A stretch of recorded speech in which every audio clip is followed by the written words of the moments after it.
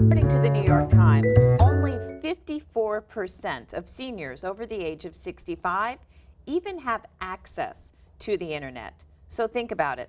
The people watching right now, if you're seniors, almost 1 out of every 2 of you do not have access to one of the most powerful tools ever developed by man. Well, my guest today on Intro to Cyber Seniors, Kerline Nelson, hopes to lower that number and makes internet access and cyber tools more accessible to seniors right here in Queens. Hi, Kerline. Hi, Gail. How you doing? Fine, I'm well. Oh, good. Thanks so much for joining me on Intro to Cyber Seniors. Cyber Seniors is a program that addresses the gap that exists right now between seniors and technology. Tell me about that gap. Actually, NCLA, which is a company that I formed. And NCLA, Nelson Computer Learning Academy. Nelson Computer Learning Academy, and I'm so used to saying NCLA to shorten It's your baby, of course. We went out and we were actually training individuals on how to use the computer, actually getting them up to speed. And individuals, older individuals? No, no. Actually, we started with anyone who wanted to learn anything on the computer. What happened, then we hit a brick wall where we were actually getting seniors who are calling us to train them.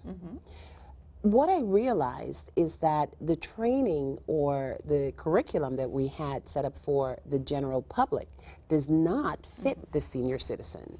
Senior citizens care less about access.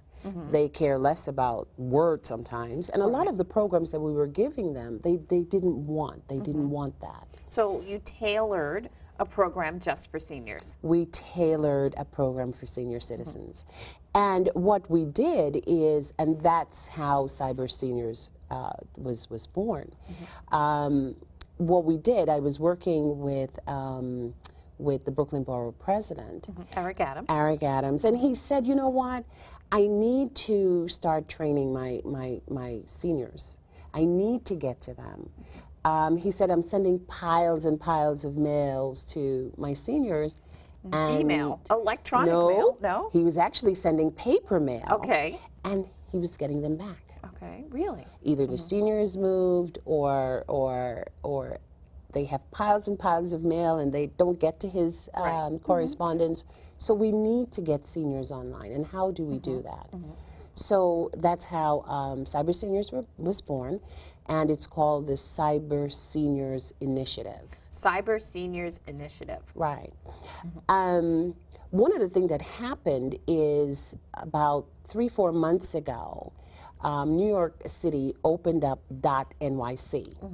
So we went right after it, and we had now it's called. For people who don't know, the .nyc pages are pages that anyone can use to do what? And .nyc, that is an actual domain that they can actually access Cyber Seniors when we do open up Cyber Seniors. Today, to get to Cyber Seniors, you have to go through nelsoncla.com to get to Cyber Seniors. So what we did now is we are in the process of building a site that is just for Cyber Seniors. Initially, what we want to do is have a direct line, like a 311 or a 411, where seniors can actually access a group of people who can tell them how to use the equipment that they have. So, and that's on the phone, so they can call a free number, like you would right now, to call 411 for information or 311 for information about New York City. Establish a separate number that's free to call just for seniors who need technological help. That's correct. That's amazing. Correct. That's such a great idea. Correct. And that's going to be part of the Cyber Senior Initiative. That's going to be part of the Cyber Senior Initiative. Okay. So you told us a little bit about how this came about. You were training a wide variety of people on different internet and different computer programs and skills. Right. Actually, I am a programmer by trade. Tell us a little about your background. Okay. I grew up in Brooklyn, went to Brooklyn College. I went to Erasmus High first for a short while, and then I went to Brooklyn College. That's where I earned my bachelor's in computer science. Okay, so you've got that academic part of it down pat. And then also you've got the social end of it as well, and actual hands-on teaching. Yes. But then yes. after you graduated, you worked in After I graduated, I computers. actually worked for a software developing company, and I was actually developing software, proprietary software, to, and then we had to go out and train on the software you just developed. Right. And we went to, or I went to the 50 states. Everywhere, it seems like. Everywhere, Yeah. everywhere.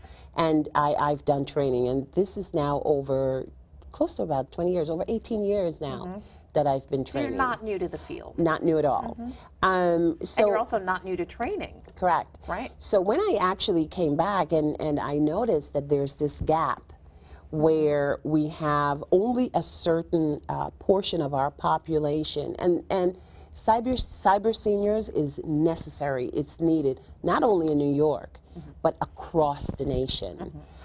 So when we came back and we noticed that we're losing our seniors, that's when the light bulb went off and say, you know what, we need to get these people trained. You mean the seniors who signed up for your classes, they would kind of fall by the wayside? So then you started tailoring the classes to seniors. How do you tailor it to seniors? You mentioned a little bit about this before. Less maybe word processing and more what? Well, what I found is that there's some classes out there that does training for seniors, but it's not successful. Why is that? Because the type of training that they're giving our seniors, it's not for them. Okay. They're training in Word. They're training in Microsoft, the whole Microsoft suite. I know that you have to train them on how to do attachments and the whole bit, but how many seniors you know of will have a general ledger that they need to attach to send to their grandchild Right. or to someone? So we're overtraining them when they just really need to know how to access their email, how to open an email, how to set close up it, an email, how to send it. Well, you can set it up for them, because I think it's a little bit too much for them to actually set up the whole email, the whole process. But somebody can set it up for them, but they need to know how to access it. And if in the event they get lost, how do I recover? So part of that is that number that they part can of that call. is that number that they can call, and we will teach them over the phone how to recover. So what are the more important things for them? Social networking sites, email? So whatever they want to learn, Okay. whatever a senior citizen wants to learn, we will teach them. But the basics, and you know, for example, my sister, who is 72, I did a training with her, and I realized that I had to go back and do the training. And I'm thinking, why do I have to go? Something got lost somewhere. Okay. And what actually got lost is not only seniors, but people who have never used a computer or sat down to use a computer. Who had very limited use of a computer. They're very intimidated. Yes. The computer intimidates them. Think about it like a foreign language. Yeah. So we have a way, and I'm not going to give it out, I'm not going to give it away. We have a way to remove that fear. Kind of to translate, if you will. Yes. Computerese into something that's Yes. easily So digestible. we have a way to bring them into first even turning it on. Okay. So starting very basic. Very, very basic. But if it's very basic, is it something that, do you feel as if you're being pandered to because it's just so incredibly basic? No. Okay, We need to start with the very basics in computer. When I started computer science, it was the very, very basic. And at one time, I just wanted to walk out of the class because I'm thinking, wait a minute, I'm beyond this. Right. But I realized that there's a stepping stone, there's a level. Each one gets to a different level at a different time. And we need to help our seniors get to that level, but they're not there yet. They're not there. They're willing. Right now, I go to a lot of senior meetings, and I could see that they're willing. They want to know. Yes. And one meeting I was at the other day, and I was very surprised when this is seniors, a room of maybe 500 seniors. And the person who was the keynote speaker was talking to the seniors, and he said, I can be reached at this email address. And he's giving out his email address and the whole bit. No one wrote it down. Okay. So it basically went in one ear and out the other. Yeah, Or because... what would I do with your email address? Yeah. Why would I write it down? Why would I have no write way of it down? using it. Exactly. I don't know how to use it. I know it's there. I know I can get information, but I don't know how to use it. Right. So that too, I realized that we really need to reach out to our seniors. So talk to me about the census. What about the numbers? Why is this so important and why now? What I noticed, we did some research, and what I noticed, the National Census Bureau back in the 80s did a study, and it seems as though the study was going on for about 10, 12 years. Okay, so into the 90s. Yeah, late 80s or something. But what they were doing, they were sending out the census forms that had, of course, they got your age group. They know you're between 30 and 40. And I think they did it every 10 years. So we got between 30, 40, 50, 60, 70, 80, 90, 100, even from 100 to 110. And you have, do you have internet access? Yes. The seniors never answered those questions. Really? So, Yeah. so the census was kind of skewed. Yes. So what I noticed is that in the 80s, do you have? They didn't know the questions to ask. Do you have access to a computer? There was an answer, so it spiked. Do you have internet access at home? Back then, they didn't know what that is, so the answer was no. Right. Today, the answer is still no, because our seniors don't realize that they do have access to internet. So the answer is still no. So what I noticed is back then, the questions were general. Right. And everyone answered. But when they got to age 50, the numbers started to go down. Right. Today, when we did the research again, we noticed that instead of asking those questions to the 50, 60 range, 60, 70, 80, and so up. on, what they did now is they have those questions are asked from age 40 to 100. So you don't know the true number Oh my goodness. of who has a computer, who has access to a computer. Right. You don't know what that true number is. So the census, I guess, is kind of skewed, Yes, it is. those numbers. Yes, it is, and I understand why it is. So going forward, we're going to make sure that seniors do have that access, and that's where you come in. That's where I come in. So tell me about senior centers. What's the role? We went to quite a few senior centers in Brooklyn to get a feel of who would want the computer training, who would want to be trained, or who want to be familiarized, who want to be familiar with computers. Or more familiar. I shouldn't say trained on computers, because a lot of times when you say that, you're opening another can of worms. Right. People are thinking, oh, you're going to teach me how to program. No, no, no. Or how to build. No, no, right. no, it's not that. So we went to the senior centers, and we wanted to see who is interested in learning how to access a computer, how to get onto a computer even. And the numbers were overwhelming. Really? I was surprised by how many seniors actually raised their hands and say, I want to do this. What do you think is the level of that population that you surveyed, the level of computer savvy that they presently had before training? 0 to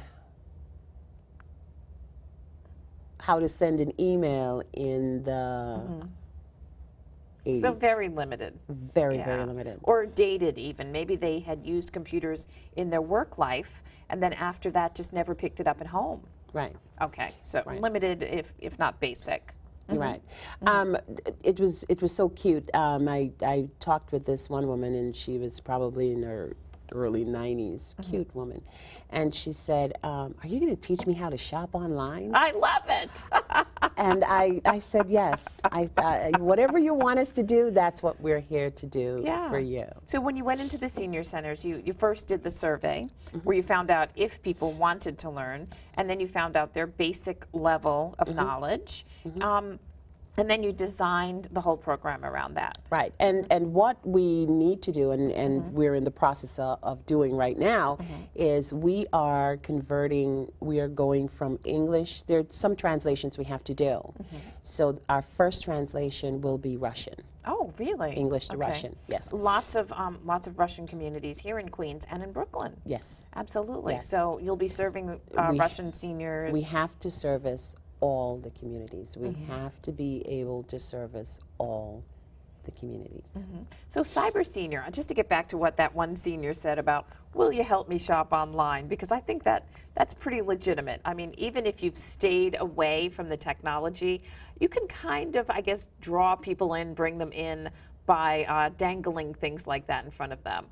You'll be able to shop from the convenience of your own home.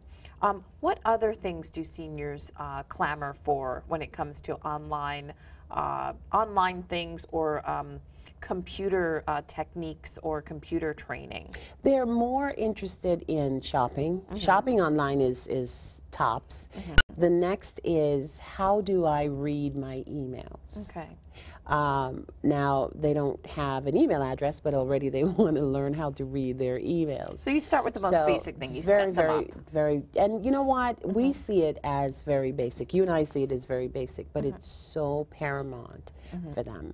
And that's what we're here for. We are here to make sure that our seniors are not left behind by technology. And also, when you say not left behind, I know that here in Queens, along with the other 5 boroughs, there's going to be a decrease in social service, I guess, brick and mortar social service places, such as places you would get public assistance, places you would sign up or go for assistance with Social Security. Talk to me about how that makes what you're doing with Cyber Seniors that much more important. Social Security Administration just announced that they will be closing, in Brooklyn alone, 33 offices. Oh my God. Who even knew there were 33 offices? Well, that seems like a lot of places to be closed. I mean, Social Security, that's where you go to, if there's an issue with your Social Security, to sign up, to change your benefits, all of those things you generally do at Social Security, the brick and mortar Social Security. Well, I'm using Social Security because that is a governmental agency. And it's where something that if you're a senior, it applies seniors to you. walk to their Social Security office to talk about their Social Security. What's going on with my benefits? Now, Social Security Administration is saying that this information is online and you can get it online.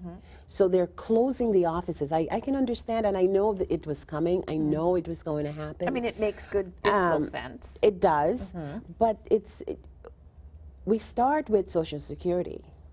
Next will be the banks. As you see, the banks are already lining up to banking online. And our seniors, even though everyone says, oh, the banks have to service our senior population. Yes, but eventually they will tell you it's online and that you have to do it online. Today, seniors walk into a bank, they sit there and they wait to be serviced. Absolutely. Because there's a reduction in staff. So they wait. And a reduction in centers. There's fewer branches. There you go. So the whole country, the nation, the world is going internet. We have to take our seniors along. I think it's by the year 2026, the city of New York we will have more seniors than we do children, than we do babies. Okay. And the reason is that our seniors are not going anywhere. So let us cater to them. This is another gap that we need to bridge. Let us get it out there and train them. It's simple. It's very simple. The more they use it, the more their minds are going to be open to other things. Let's get them on board. So in the next decade, a closing of actual offices where a lot of seniors go to get discounts, benefits, whatever they need. So we've got to start training them now. And we've also got to really train that next generation that's going to be senior in the next 10 years, right?